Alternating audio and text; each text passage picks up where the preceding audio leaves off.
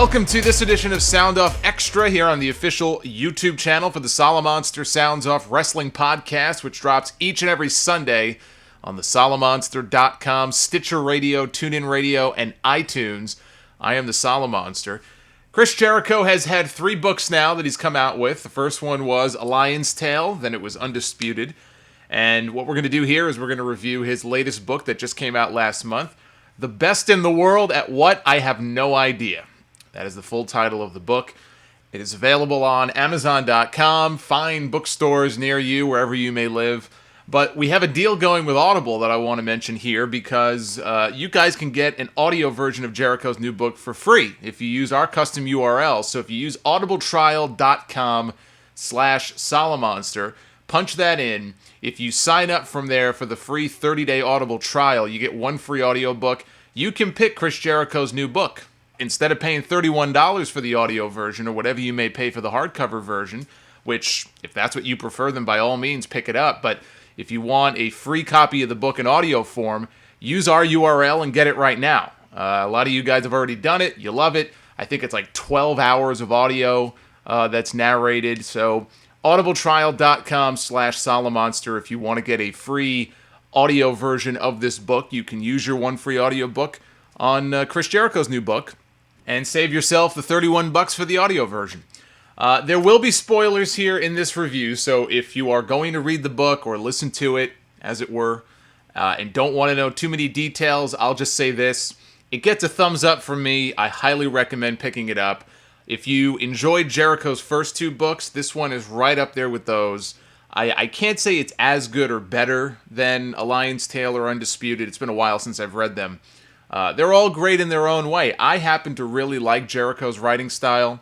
I think he's funny. He gives a lot of details. He shares a lot of stories that I think are just very entertaining. It's the sort of thing people want to read. I usually don't find myself bored when I read his books. He's very good at telling a story, and he's very good at sharing stories in such a way where he doesn't shy away from stuff that makes him look bad. You know, there's a lot of parts in the book where he even admits, I was being a prick, or I was wrong, or this or that, and I can appreciate that. So let's just get into it here. I'm going to hit on a lot of the more interesting wrestling aspects of the book. Not everything. I'm going to leave some of it to your imagination.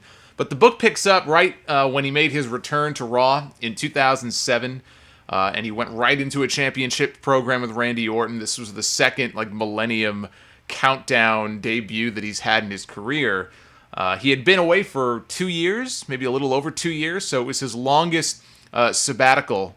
I think in all the years he had been in wrestling, he had never really stepped away, not for that long. So this was his big comeback, and he was very disappointed by the reaction that he got that night when he showed up at the arena. And, he got I remember he got a nice response from the crowd, but it wasn't exactly what he was hoping for. It wasn't anywhere near the kind of reaction he got in Chicago back in '99 when he debuted. And he came to the realization at that point that his whole act, because he came back as a babyface, when the last time we had seen him in 2005, I think he was begging Eric Bischoff for his job back because he had just lost a match to John Cena. He was fired. He had to be carried out of the building. So now he's back, he's a babyface, but the thing is, it's not 1999 anymore. So he's got this wacky outfit on, and his hair is all wacky, and he realized at that point his whole act, his whole shtick, the jokes and everything had gotten very stale. And he realized it largely because of the reaction he got that first night in. So what happened was he then transitioned from there into a feud with JBL almost immediately. He had 1 match with Randy Orton, and then after that, it was at the Royal Rumble in 2008, had a match with JBL. The idea was that the two of them would have a program that would take them through to WrestleMania. It just didn't work. The feud didn't click. They had 1 match, which was on that show. I was at that show. Probably the weakest match on the card. I mean, from what I can remember about it, I think the show opened with a Ric Flair MVP match, but they were doing, at the time, a deal where the next match that Flair lost, his career was over. They were already building to the Shawn Flair match at WrestleMania, even though that hadn't been announced yet. So every single Ric Flair match all of a sudden had this great importance because you didn't know if this was going to be it. So I remember that being a match that, everybody in the building was into. There was a Randy Orton, Jeff Hardy championship match that turned out to be very disappointing because it ended out of nowhere, just ended very abruptly, but it was a good match. So almost by default, I just remember the Jericho JBL match being very disappointing. And Jericho talks about coming back through the curtain, and Vince McMahon says to him, "Boy, that was a rotten bulldog that you missed," because there was a really badly botched bulldog spot in the match. And that's the first thing that Vince had to say to Jericho when he came backstage. And so at that point, Jericho says he stopped asking Vince for his opinion for a while after that. Talks a little bit about the trip to Iraq back when they were doing tribute to the troops. It was something he had never been asked to do when they first started it back in 2003. And you know, it's understandable. He didn't want to go because it was a war zone. And he had a wife and he had kids and he just didn't want to go. Never had to worry about it because he never got asked. This time, having seen other people go and do USO tours and that sort of thing, he really wanted to go. And there's a whole chapter where he talks about, with the other WWE guys flying over there, some of the trouble they got into. It's a really, I thought it was actually a pretty riveting chapter to hear the blow by blow about what these guys went through and how close they came on a couple of occasions to catastrophe over there. There's one part where the wrestlers are so deep in, some of the soldiers go up to them and go, "What are you guys doing here?" Usually when we get celebrities and people who come to visit, they don't come over here. So there were some rocky moments. So there's a whole chapter that's dedicated to that. He has a whole chapter dedicated to running down a list of his famous catchphrases. So if you wanted to know the meaning behind them, some of the more successful ones, there's a few that I had never even heard of before, and he gets into why they just didn't work. So he talks about being stuck in the Money in the Bank match going into WrestleMania 24. And at that point, he realizes, I gotta go heel. Something has to change. I have to get away from this Y2J character. Again, it's stale. It's not working. I'm on the WrestleMania card. I'm a big star, and yet here I am stuck with 7 other guys in a Money in the Bank match.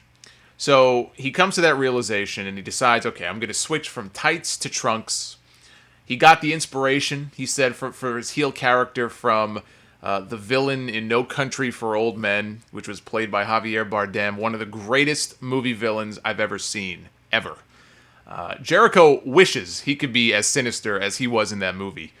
And he also got inspiration from Nick Bockwinkel in the AWA, who would often dress up very nicely, and he would use big words to try to sound like he was the most intelligent guy in the room.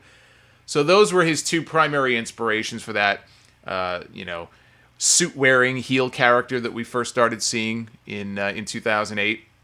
Talks about the angle with Shawn Michaels on Raw and the highlight reel segment where he had been teasing a heel turn for a couple of months. He really goes in depth in this book into the entire storyline with Shawn Michaels, which goes back to a match that Michaels had with Batista on a pay-per-view, and Jericho was the special referee. And Michaels had feigned a knee injury and gotten the win. And Jericho was kind of bothered by this because he knew, the character knew that Shawn Michaels was lying. Shawn Michaels faking a knee injury. That's not the first time we've heard that before. So his character knew that Shawn was lying and he just wanted him to admit it. And he says, some of the best heel characters, there has to be an element of truth. They have to honestly believe what they're saying. And there has to be a smidgen of truth to it because that way they can throw it back in the face of the fans like he did here. People cheered for Shawn Michaels no matter what, even though he was lying through his teeth about the knee injury, and Jericho knew it. So that was kind of the inspiration for how their storyline got kicked off. It had been building and building and building, and then they have the highlight reel segment, which is a memorable segment.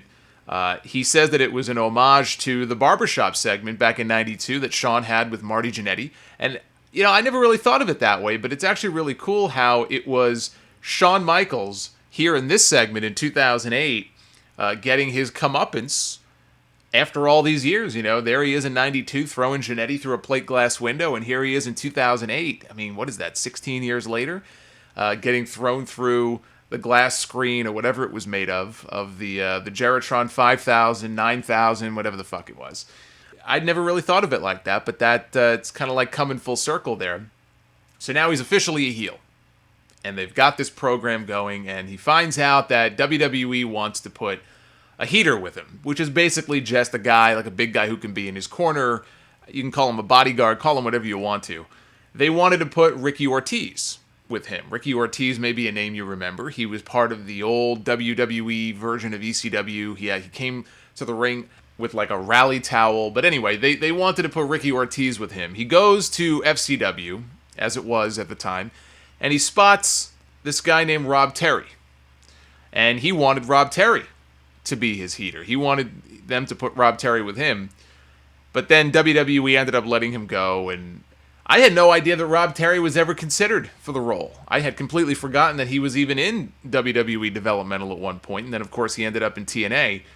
So he's gone, and what ended up happening is they put Lance Cade with him. And I don't remember in the book Jericho if he may have picked him. I think Jericho saw him and picked him, and so Lance Cade was going to be with him. And then after a while, Cade passed out on a plane and got fired. They were together for several months, but passed out on a plane, got fired, and then years later, he says that Cade apologized to him before he died in 2010, because Lance Cade passed away in 2010. And Jericho says it's a shame because he really liked Lance, and he thinks he could have been a real big star now. Who knows? There's no way of knowing. He had the size. He was a good wrestler. I think he was trained by Shawn Michaels, so he had that pedigree, I guess you could say. And yeah, he fell into bad habits, and unfortunately, and what's really sad about it? I remember hearing an interview that Lance Cade did. I want to say it was with Mike Johnson of PW Insider, and this was several years ago. It probably wasn't that long before his death.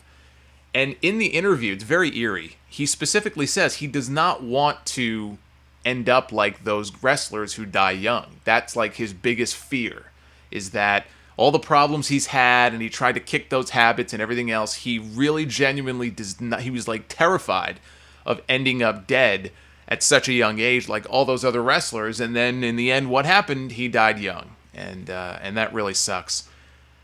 So then we get into the angle at SummerSlam in 2008. He talks about punching Shawn Michaels' wife in the face, which unfortunately got a little more real than he had intended it to be. He stepped in one direction when he really shouldn't have. I think he stepped forward, and then she stepped forward, and he connected with her, nailed her right in the mouth. You can go back and watch it now on the network or wherever.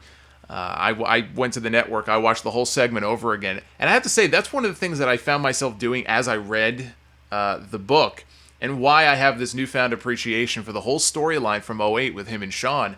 I remembered a lot of what happened, but it had been a long, long time since I had actually gone back to watch that stuff. If you're a longtime wrestling fan and you get nostalgic, you want to go back and watch. I find myself watching wrestling from the 80s. I'm watching it from the 90s. Maybe I'm watching some Attitude Era stuff. I don't usually find myself getting nostalgic and going back to like 2008 or 2009. Like, oh, those were the glory days. But I'm reading all these chapters and I'm reading all these stories, so I find myself going back and watching that stuff, and I realize, holy shit, like, this is really good stuff. Everything. Just the angles, the matches they had. So when Jericho says that, in his opinion, it was the greatest feud he had ever been part of, he thinks it's one of the greatest feuds in the history of the company. He was part of it, so obviously he's going to be a little biased toward it. Having gone back and watched a lot of the stuff, the promos and the matches, I concur. I think it will go down as one of the great rivalries in WWE history. It's the sort of thing that I don't even know that we would see anything like that today. I don't even know that they would give two guys the amount of time they gave those two to really build something and develop it. Because when this thing started between them, it was like April or May. It was like not that long after WrestleMania when Shawn had retired Flair. And Batista was all, bent out of shape about it. So that's when things really started. The Jericho Michaels thing didn't get blown off until October. I mean, think about that. So the angle at SummerSlam added realism to it unexpectedly that I think really made this thing feel like a genuine feud. Like, Shawn Michaels is going to beat the piss out of this guy because this guy punched his wife in the face. If that was me, if that was any of you listening right now, that guy wouldn't be breathing. Everybody can relate to that. As soon as she got up off the mat, it was obvious she got hit because her lip was all fat. You don't very often see angles like that in WWE. So they took a negative, they turned it into a positive. It added more fuel to the fire in their feud. Talks about the ladder match, which was the big blow-off to their feud. They had a ladder match at No Mercy. Neither one of them wanted to have a ladder match. They weren't very enthusiastic about the idea. But it's kind of interesting the way things worked out. I mean, coming off that SummerSlam angle, they had a street fight, this unsanctioned street fight at the Unforgiven pay-per-view. I went back, I watched that match, and I watched the ladder match they had the month after. The street fight I had almost forgotten about. I remembered that Jericho ended the pay-per-view winning the world title. He kind of snuck into that scramble match that they never did ever again, thank God. But the way they handled it, I have a newfound appreciation for it. It was actually genius what they did. Shawn went in there in that street fight. He beat the shit out of Chris Jericho. I mean, both of them beat the hell out of each other, but Jericho especially, because he knew it was time. You know, after all the dastardly stuff he had done, it was time for him to get his comeuppance, and he did.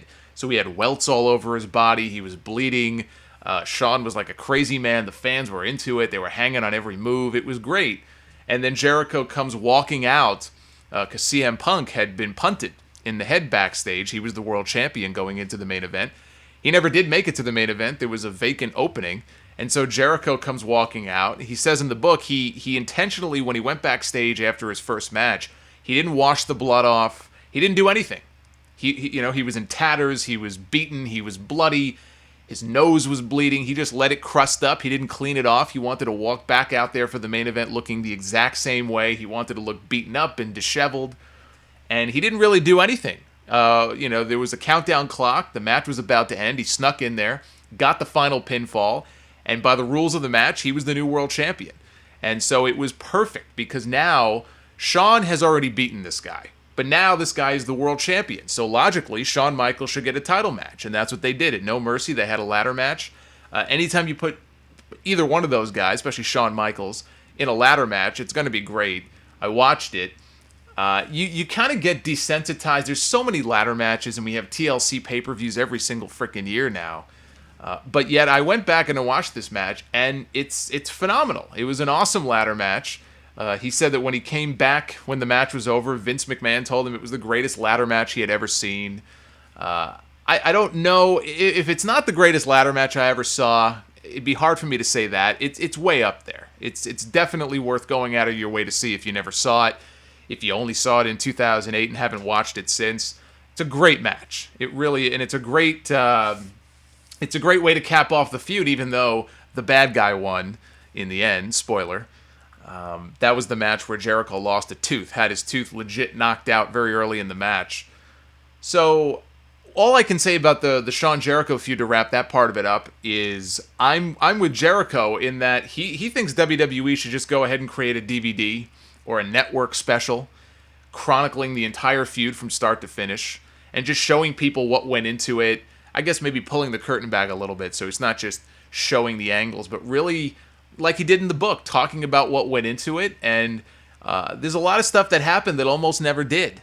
But they were able to convince Vince and the writers, hey, let's try this, let's do that. And what we ended up with was one of the all-time great feuds in company history. There's a chapter in here about fighting with the fans. He was getting so much heat at the time as a heel. He had a D battery thrown at him. And like he says in the book, who the fuck brings a D battery to a show?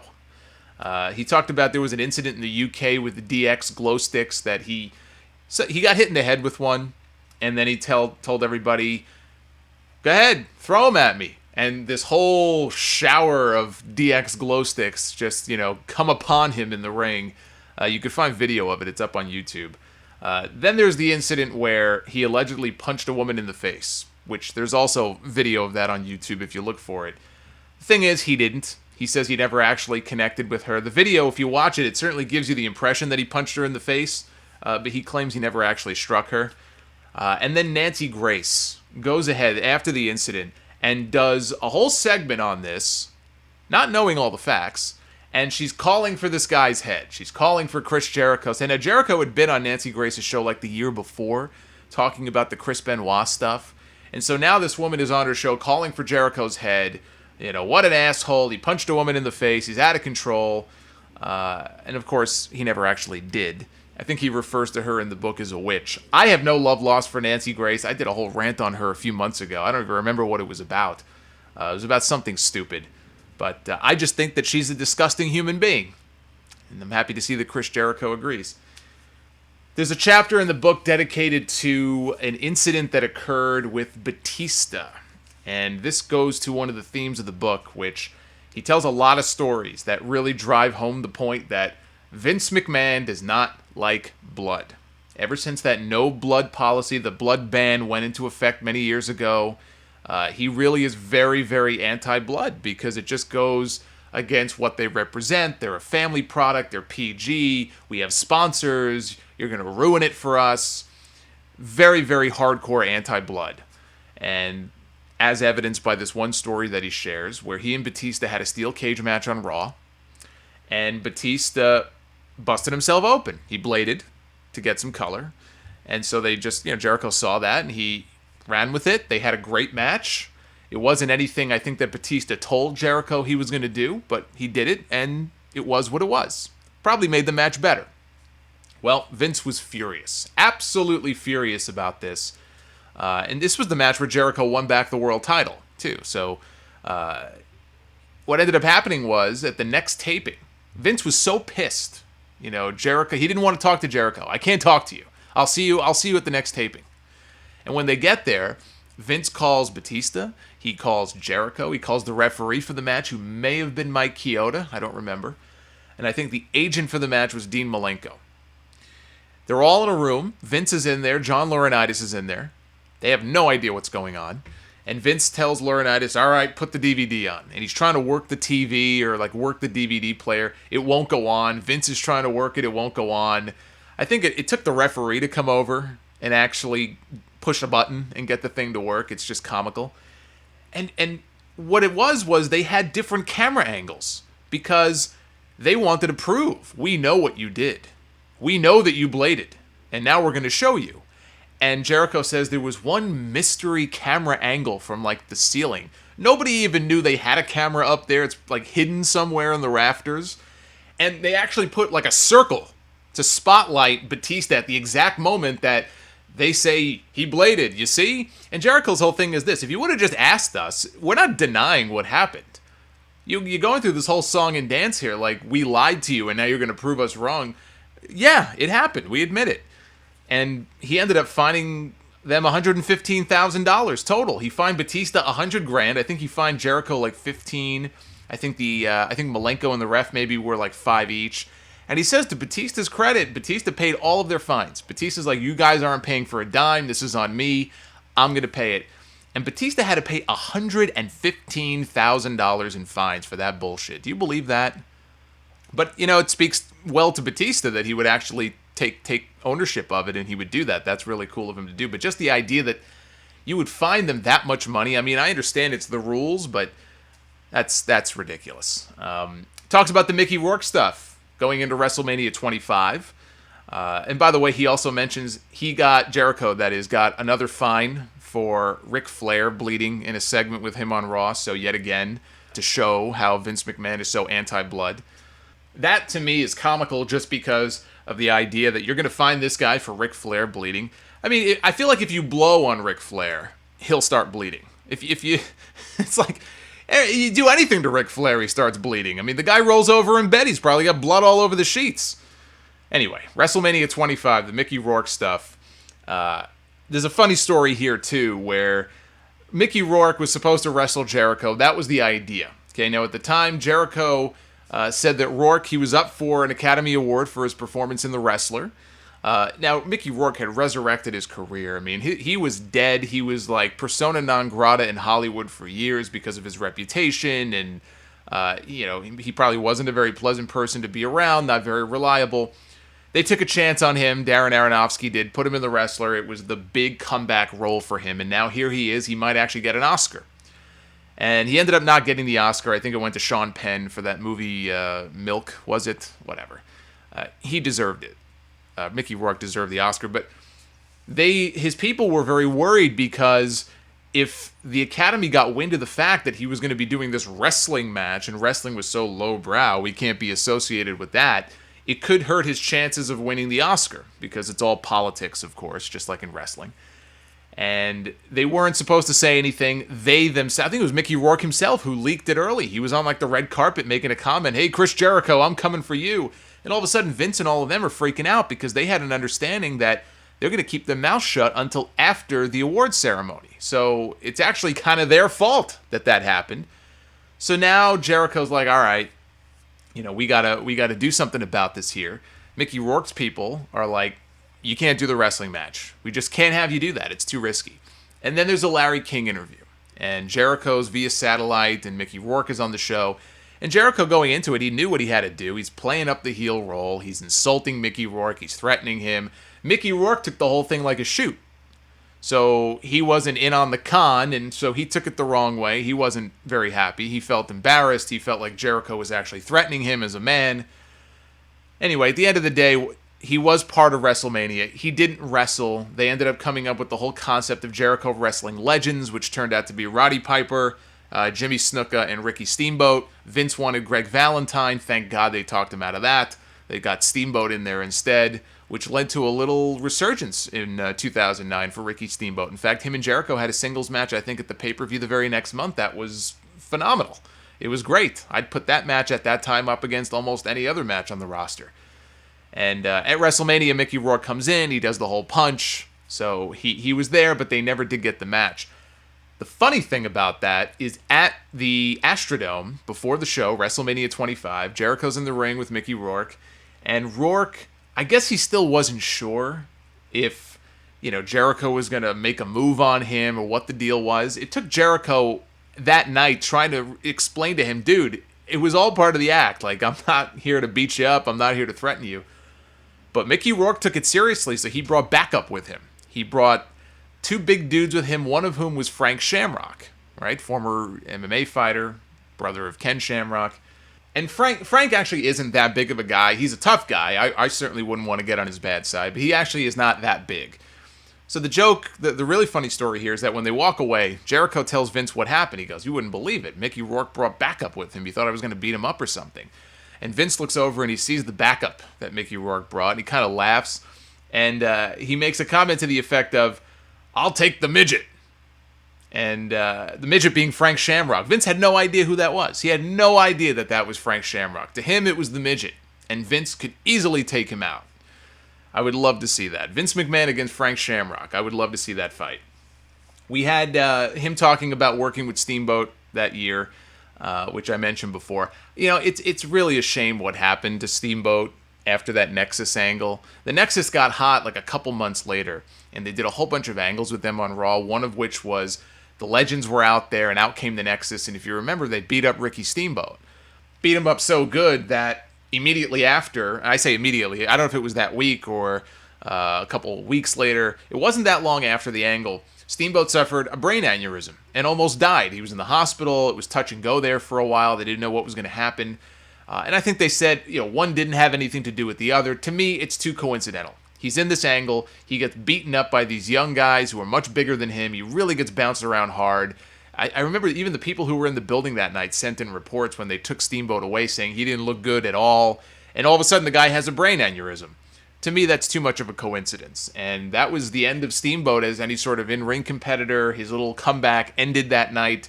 He hasn't really done anything physical with them since. He became a trainer, and then I think I don't know if he's a trainer anymore or not, but it was nice while it lasted. Steamboat had a couple months there back in the ring, and it was nice while it lasted. Talked about watching the Shawn Michaels Undertaker match at WrestleMania 25 backstage with Kid Rock, who performed that night.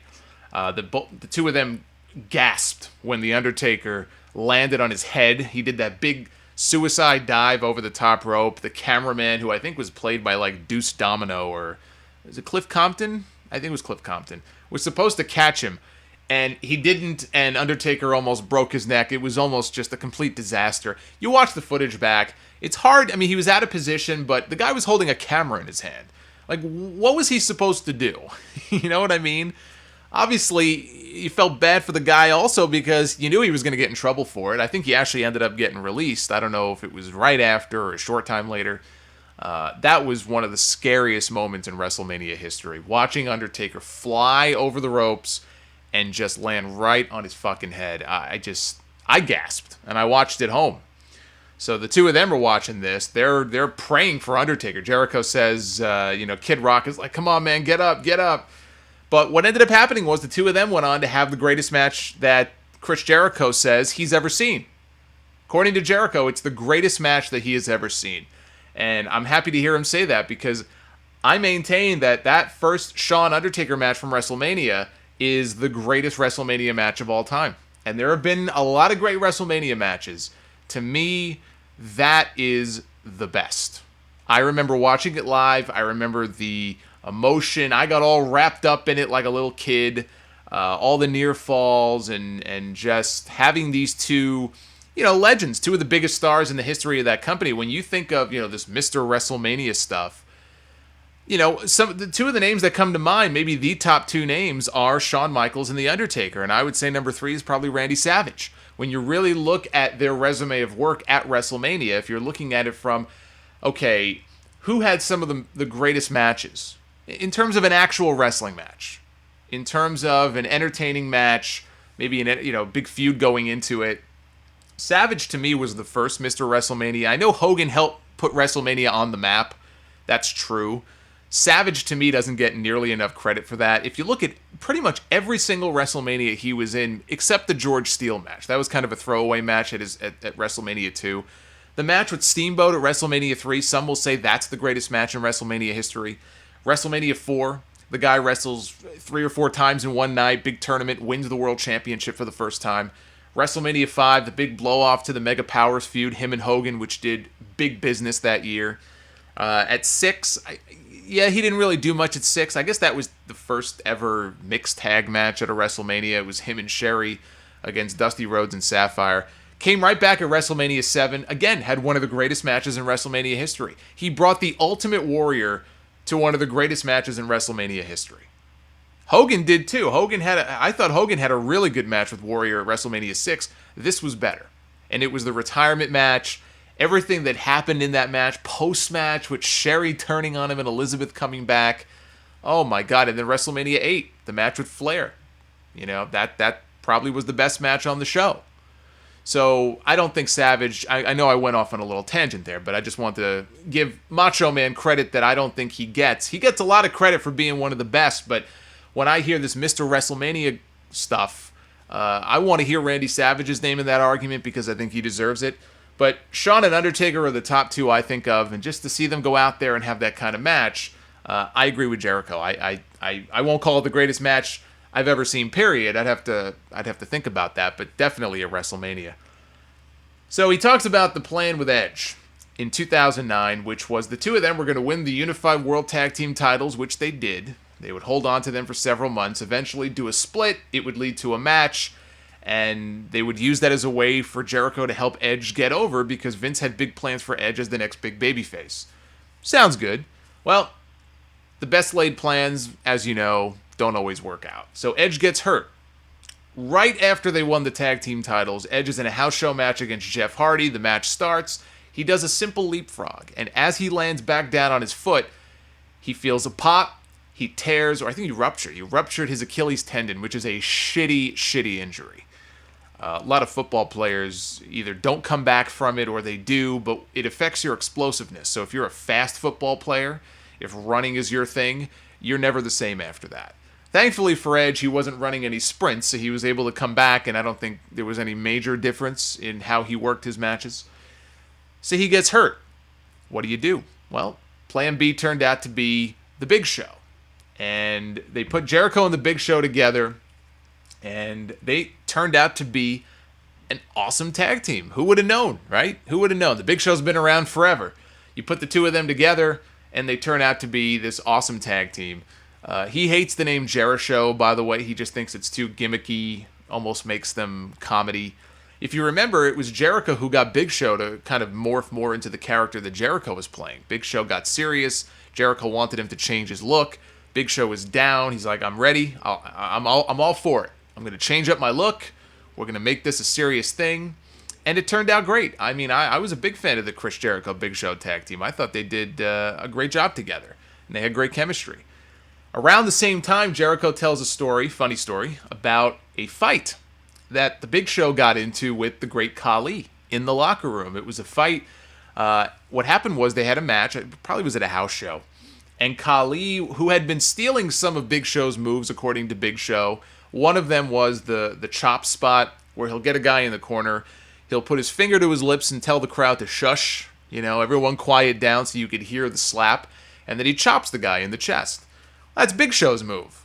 Well, Khali started using it, and that pissed Big Show off to no end. And he had warned him about it, and he kept doing it. So they go back when the match is over, and it all comes to a boil, and Big Show goes over to him, and he says, "Hey, motherfucker, quit stealing my spots." And I forgot what Khali's response was, but it didn't sit well with Big Show. They end up in a fist fight. So you got to read this yourself. You really do. Read it or listen to it if you get the audiobook version. It's hilarious. And in the end, they had to make up. I think they got called into Vince's office. They had to apologize to each other and make up. And Khali was all cool about it. He's like, "No problem, brother, no problem." Khali just comes off in all these stories as just a totally laid-back guy, the nicest guy in the world. The idea that he would get in a fist fight with anybody is mind-boggling to me, because I've only read and heard positive things about him. Everyone loved him, and he was just an easygoing guy. Talks about Little People's Court, if you remember that angle from Raw. Plan was for Jericho and Big Show to beat up a bunch of midgets, and after going over the angle with them, Vince came over to Chris Jericho and told him, "My dad will be rolling over in his grave after this." I love how, after all of the shit that we've seen on WWE television over the years, including Vince dropping his pants on live television, having people literally kiss his ass, and the Katie Vick stuff, okay, just to name a few, that this is the angle that he thought would have his dad rolling in his grave. It's amazing. He talks about being drunk one night in catering backstage in front of Shawn Michaels' family. He had his family back there, and he calls himself Drunkico. There's a lot of stories about him getting drunk. He's a big fan of vodka. And although in this story, I don't remember if it was vodka or if it was brown alcohol, whatever it was. He was a mess. He made some comments that he shouldn't have made. He was very belligerent. It made me wonder if this is the story that Shane Helms is referring to because Shane Helms has done a lot of interviews and he hates Shawn Michaels. He loves him as a performer, but there were things that happened, and he said once he saw Shawn rip into Jericho and start cursing at him and shouting at him in catering about something that happened. I wonder if it was this incident, if that's the one that he's referring to when he calls him two-faced and all that kind of stuff. Because as Jericho tells the story, it really was his fault. Jericho admits he was at fault, and things were not well between him and Shawn for a while after that. He tried to apologize to them, and it was a bad deal. And he goes into some of the things that Shawn said to him.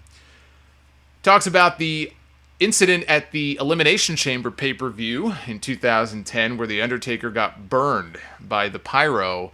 That was a scary thing. I also went back on the network to watch that. And you can tell when it happened because Undertaker came out. He was wearing his long leather trench coat.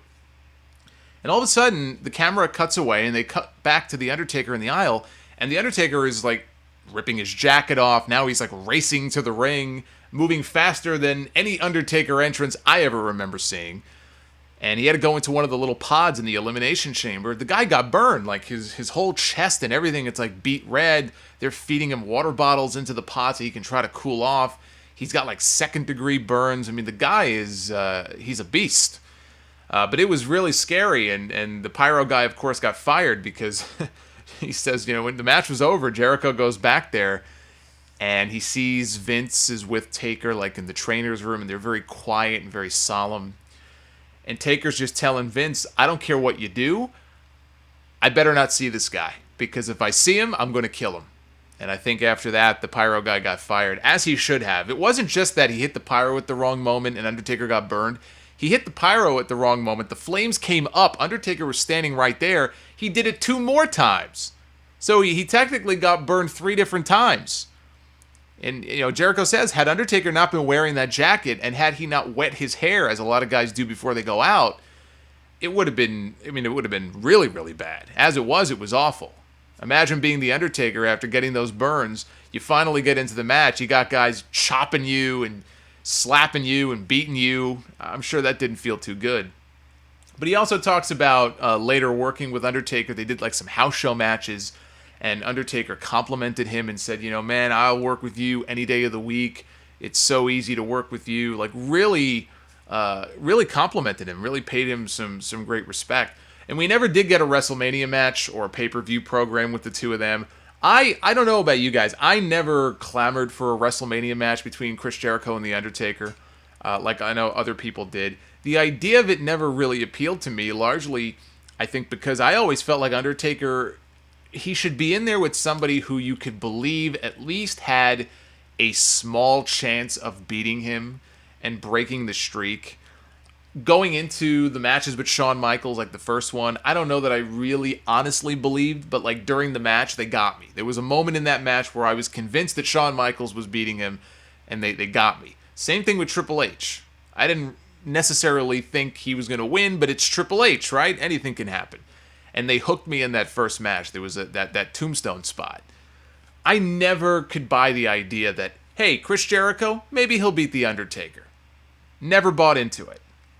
I can never believe it because, Jericho seemed to lose so much as it is. It wasn't like he was this unbeatable guy. He would go in there and he would lose probably way more than he should have, to be honest with you.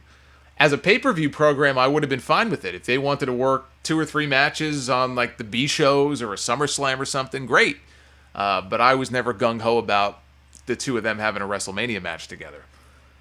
There's a chapter in the book where he shares a story of a fight that happened, a playful fight, but a fight on a plane with Vince McMahon and Kofi Kingston. And Vince, it was on his private jet. I think they landed maybe. They were getting off the jet. And Vince made a disrespectful comment to Kofi. He said something to the effect of, well, maybe one day you'll get over. And Kofi just, he left the plane. And Jericho pulled him aside and said, you got to go back. You got to go back. You got to fight him. You got to challenge him on that, because if you don't say anything, he's going to walk all over you. He's going to think you're a pussy. You got to stand up for yourself. And Kofi marched back up onto the plane and went up to Vince and said, you got a problem with me? And Vince is like, excuse me? He goes, do you have a problem with me? And Vince tries for a double leg takedown. And the two of them end up wrestling around for a bit. And, I think it was probably one of those things where after that, Vince gained respect for Kofi. It's too bad he never actually followed up on that and did anything. But I don't remember the timetable. If it was 2009, it may have been, that would have coincided with the push that Kofi started getting at the end of the year with Randy Orton. He did the big boom drop on Orton in Madison Square Garden. It built to a pay-per-view match, I think, between the two of them. Kofi did start to get kind of a big push, and then they completely pulled the rug out from under. He botched a spot, and Randy Orton pitched a little hissy fit, and that was the end of Kofi Kingston's push. Probably had more to do with Orton than Vince. So who knows? Had they gone all the way with it, who knows what position Kofi might be in today. He talks about being asked to do NXT, the very first season, where they would take a pro, pair him off with one of the developmental guys. He really did not want to do it. It was just another day in the schedule. He had to work. He was very upset about it. By the way, he according to Jericho, Vince thought spelling it that way, NXT, he thought it was cutting edge. So I guess that's Vince's idea of being cool. He also said that Daniel Bryan, who was in that first season, he had Miz as a pro. They told Bryan, come up with a name. And Bryan was going to suggest the name Buddy Peacock. Buddy Peacock was going to be the name that Daniel Bryan suggested. Buddy was the name of his dad, who died earlier this year. So I guess that's where that part comes from. But thankfully, that was averted. They went with Daniel Bryan instead. Something tells me Buddy Peacock would not have been headlining WrestleMania this year for the world title. With NXT, he said they would give the pros actual score sheets to grade the talent while the judges sat on stage. But they all realized after a while that their scores really didn't mean anything. So they just used the score sheets to draw dick pictures and tic-tac-toe games. So, sounds like high school. He says that Stu Hart once told him the biggest marks in the business were the boys themselves. I just answered a question about the term mark and what it meant on an episode of the Sound Off.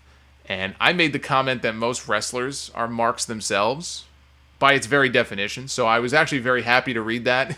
If Stu Hart said that, then I feel better about giving that answer myself. There was a dialogue that he shares between himself and Vince about Downfall. There was a game show on ABC that Jericho auditioned for. He got the gig. He was hired. They wanted to bring him in. I think he had already agreed to it too. Vince knew nothing about this. He was going to host this new game show on ABC. So he tells Vince, and Vince is like, "Oh, no. You can't we can't allow you to do that. There's no way." He even said, "There's no chance in hell that I'll allow you to do this." And Jericho shares what I think is probably the most hilarious exchange from the entire book. I literally laughed out loud when I read it. So Vince called him stupid. They have this phone conversation, and Vince says, because Jericho said, "I'll quit. My contract is almost up anyway. If you don't let me do this, I'll just quit." And Vince says, "You're stupid. You're being very stupid if you do this." And Jericho lost it at that point when he got called stupid. He said, "I'm chartering a plane right now to Connecticut so I can go to your house and I'm going to punch you in the face." And Vince McMahon's response to this was to yell back into the phone, "I'll give you my address." I just lost it. I don't even know why. I read it in Vince McMahon's voice and I laughed my ass off. He would do something like that. "Here's my address. I dare you to come." And he talks about SummerSlam. In 2010, Team Cena against the Nexus. John Cena requested the DDT spot on the concrete that came toward the end of the match. He actually rebuffed Edge and Jericho, who came to him and suggested, "Listen, that's a bad idea. You don't want to do that." And Cena's like, "Nope, I'm doing it. We're doing the spot." And it was so stupid because the guy was going to get DDT'd, I think by Wade Barrett, on concrete. They were going to expose the concrete, pick up the pads, DDT him on the floor, and like 2 or 3 minutes later, the match was going to end with Cena making Barrett tap out in the STF. What sense does that make? Jericho saw that, Edge saw that, John Cena did not. This is the way it's going to be. And they did the finish, and it sucked, and the Nexus was pretty much dead. All their heat was pretty much zapped from them when that match was over. And he says that Cena admitted afterwards, as soon as Cena came backstage when the match was over, he admitted it was the wrong move. And that's something that Jericho and Edge talked about previously on Jericho's podcast. They've shared that story before. At least Cena was man enough to realize, hey, I fucked up. I made a mistake. We shouldn't have done that. They also felt, Jericho says, they felt it was wrong to have the Nexus lose and have Wade Barrett tap to John Cena because they were white hot at that time. It was a hot angle. They'd only been around for like 2 months. They should have won that match, or at the very least, not have had their leader tap out in the middle of the ring to John Cena, especially coming off such a devastating move with the DDT on the floor. But CM Punk said in his interview on Colt Cabana's podcast, Vince's world starts and stops with John Cena. He's the golden child, so that's just how it is. He talks about the feud with CM Punk in 2012. He wanted to really make this personal and tattoo his initials on Punk in an angle on TV. And Punk was willing to do it. He was willing to fly his own tattoo artist in from Chicago. He would teach Jericho how to do it. In the end, Vince McMahon balked at the idea when he realized that there would be blood. There will be blood. That was enough for Vince. Can't do it. He also didn't see what the big deal was because in Vince's words, the dude's already covered in tattoos, so what's one more? Nobody's going to be able to see it anyway. And Jericho explained to him, getting a tattoo, it's a deeply personal thing, especially if somebody else marks you with their initials on your skin. That's a big deal. No matter how big or small it may be, they're branding you. They're putting this mark on you, this permanent mark. And it looked like Vince was starting to understand and maybe come around to the idea, but then he remembered the blood and he said, no, can't do it. And then Vince remembered that Punk's father was an alcoholic, and so he suggested they go that route instead. So that's how we ended up with, hey, Punk, your dad was an alcoholic and your sister's a junkie. That was plan B after the tattoo angle fell through. And he talked about the angle actually the night after WrestleMania 28. So they have that match at WrestleMania. And they continue the feud because they're going to come back with one more match the following month. So the very next night, Punk has this match with Mark Henry and Jericho comes out of the crowd or something, interferes. And the idea is that he's going to smash a bottle of whiskey, I think a bottle of Jack Daniels, over Punk's head. And it's made of sugar glass, not real glass. But Jericho says, sugar glass, you got to be careful with this because if you like wave it too fast or something, it can actually break apart in midair. And he wanted to use real Jack because he wanted to make the angle real. And he said, listen, the people in the front row are going to be able to smell it. We have to use real liquor. And Vince was like, no, we can't use real Jack. We'll use iced tea. And Jericho's like, well, they're not going to smell anything. They're going to know it's fake. No, we'll use iced tea. So they went with iced tea. And there were 2 botches, if you remember, and I remember this. I was actually at that show, and I remember watching it back on TV. The first thing is, he pours some of it out onto Punk. So now there's a puddle of, I guess, iced tea on the floor, and Jericho's kicking him, and it's this really serious angle. And Jericho, who's wearing these ridiculous shoes and, like, tight leather pants, he slips in the puddle, and he falls on his ass, and people start laughing. He says, at that moment, I knew I fucked the whole thing up. It was terrible. But he got right back up. He kept going. The second botch came when he grabbed the bottle, which still had liquor in it, and he was going to smash it over Punk's head. It's a minor thing, but if you really watch it, if you go back and you pay attention, the bottle does shatter in midair like a split second before he actually connects with Punk. The sugar glass it just broke too early. Talks about the Brazilian flag incident. They were on a tour down in Brazil. It was a match with him and Punk. Again, you could find the video on YouTube if you want to watch what happened. It was very innocent. It was no different than what you would see any heel do in a pro wrestling match. You know, he has the Brazilian flag. Somebody may have thrown it in at him in the ring. He picks up the Brazilian flag. He's holding it up and showing everybody, and then he just crumples it up in a ball, throws it down on the mat, and he kicks it. And it goes flying out of the ring. And that's it. That's all he did. Then they started their match. Midway through the match, you see referee Charles Robinson dart into the ring from out of nowhere. Like, just runs into the ring, goes up to Jericho and the other referees like, you got to apologize right now. You got to get on the microphone. You got to say you're sorry. You got to do it right now. Jericho's like, why? Why do I have to apologize? Well, apparently, one of the military men who was backstage and armed got very, very upset when he saw Jericho do that to the flag. They take that flag very seriously. The flag is everything to them. This guy was ready to arrest Jericho on the spot. They wanted to end the match and just get him into custody right away. And he's like, you gotta get on the mic right now. You gotta apologize. So he gets on the microphone in the middle of the match, just out of nowhere, and Jericho's like, I apologize if I offended anybody, whatever he said. And it didn't end there. They finished the match. He went backstage. It was a very, very tense situation. He texted Vince right away because he knew that this was going to get out. I better let Vince know what happened. Vince was infuriated with him. He goes, you've screwed us out of Brazil. This could have been a big market for us. Now we can't go back. All of this stuff. He was just pissed off at Jericho. And Jericho was worried he wasn't even going to get out of the country. He was worried they were going to take his passport and detain him. He had to fly out of a different country because he was afraid to fly out of Brazil. I mean, it's crazy. It's crazy to think of what happened to this guy because of that one incident. But nobody told him. He said, if somebody would have told me beforehand that I can't do that and they take it that seriously, I wouldn't have done it. But nobody said anything to me. So he goes into detail about that. Talks about using DDP yoga to heal up his back injury. He had like 2 herniated discs in his back. He was in so much pain. It stemmed from his stint on Dancing with the Stars. And he goes into the whole Dancing with the Stars thing as well, the whole experience. But the yoga really helped. I mean, they wanted him to have surgery, the doctors did, on his back. He's like, no way, no fucking way am I having surgery on my back. He remembered Shawn Michaels had surgery on his back. He was out for like 4 years. He started doing the yoga because I guess he had tweeted something about, hey, I'm in acupuncture right now. And DDP saw it and said, bro, you got to call me right now. And that's how he found out about the yoga. And he said he still does it to this day. He's never felt better. He's pain free. It's amazing what happened. And I have to say, you could say, oh, he's friends with DDP. He's just kind of hawking his friend's product. But I have heard from a lot of my own listeners who have sworn by DDP yoga. They say it's phenomenal. It doesn't just get you in shape, but if you've got pre-existing injuries, aches and pains, it'll make them go away. It's like a miracle.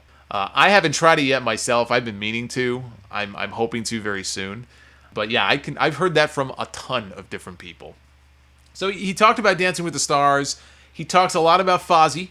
If there's anybody who's worried about buying the book, it's going to be like half wrestling, half Fozzy. I don't care about Fozzy. It's really not. There's a ton of wrestling stuff in the book. But there's also a good chunk of Fozzy stuff. And to be honest with you, it never bored me. I mean, the way he tells these stories and the people he's met, and meeting Ozzy Osbourne and James Hetfield and hanging out with these guys and some of the stories of their fun nights, it's a lot of fun. even if you're not a Fozzy fan, you don't care about the music stuff, it's actually worth reading all of it because it's really interesting to see. It's almost like this guy's leading a double life. You know, he's talking about this wrestling career and some of the stuff he did like in '08 and '09, some of the best stuff of his career. And at the same time, he'll leave and go away for a few months, and he's performing on tour in Europe in front of crowds of 35,000 people at this music festival and hanging out on a bus with, members of Metallica. And it's kind of wild. It really is. It's almost like the guy's leading a double life in a way. So the book wraps up. He talks about the comeback at the Royal Rumble last year in 2013. He was making a surprise return. He really did not want word to leak out about it. He wanted it to be a total surprise. He got to the building. He found out that he was going to enter at number 2, which he wasn't aware of. He thought, that's awesome. Nobody will be expecting it. I'll come in. I'm going to be in there for a while. This is great. And it worked out fantastically because nobody knew. It was a legitimate surprise. And when his music hit, Dolph Ziggler came out first. There was a little bit of a pause. They hit his music, and the place went bonkers. He said it was one of the biggest moments of his entire career. And I think if you go back and you really listen to the reaction he got, it probably rivaled or was even bigger, I think, possibly, than the reaction he got in Chicago in '99 when he debuted. I mean, he got a hero's welcome at the Royal Rumble last year. Came out, people were going crazy, and that's where the book leaves off. Who knows if he's got enough material to do a 4th book. It's pretty amazing he's gotten 3 of them already. And like I said, every single one of these books I've enjoyed. I enjoy his writing style. His stories are actually funny and interesting. And there are times when, he comes off as thinking very highly of himself. He kind of makes a joke about it. Every time he mentions in the book, I was in the main event, he'll put in parentheses, oh, there I go again. There's that word again. But it's true. It's not like he's lying or making it up. He was in a lot of main events, working with a lot of top guys. Vince relied on him whenever they would have the celebrity guest hosts, whether it was Mike Tyson knocking him out or the comedy with him and Bob Barker or stuff with him and Al Sharpton or him and Shaq when Shaq called him Christina as like an ad lib and Jericho had to do everything in his power not to bust out laughing during the segment. But Vince trusted him. And to me, the biggest takeaway I have from this book, I think the most interesting thing about this book is the relationship between Chris Jericho and Vince McMahon. That to me is maybe the biggest takeaway from this. Just the dynamic relationship that the two of them have, the love-hate relationship, mostly love, and you could tell that Vince really, he respects him, he's earned his respect, whereas he may not have had it when Jericho first came in. There were a lot of people probably who did not like Jericho when he first came in. But Vince, over time, he gained his respect. He learned how big of a cog in the wheel that Jericho is. He can go to Jericho whenever he has a need for anything. Go to Jericho. Jericho's like Old Faithful. He's the reliable one. And even the funny dialogue, like what I mentioned earlier, it's just this weird, almost like father-son type relationship that the two of them have.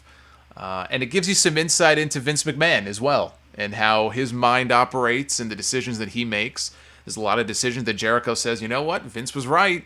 And there's a lot of them that he has to fight tooth and nail on with Vince because he just thinks he's old and out of touch. So I think that, to me, was maybe the most interesting part about the whole book. But I said earlier, I give it a thumbs up. It's very enjoyable read, very easy read or listen if you get the audiobook. Take advantage of the offer that we got going. Use our URL, audibletrial.com/Solomonster. Go to that link, sign up for the free 30-day trial, then you can get your one free audiobook and pick Jericho's book, The Best in the World, at what? I have no idea.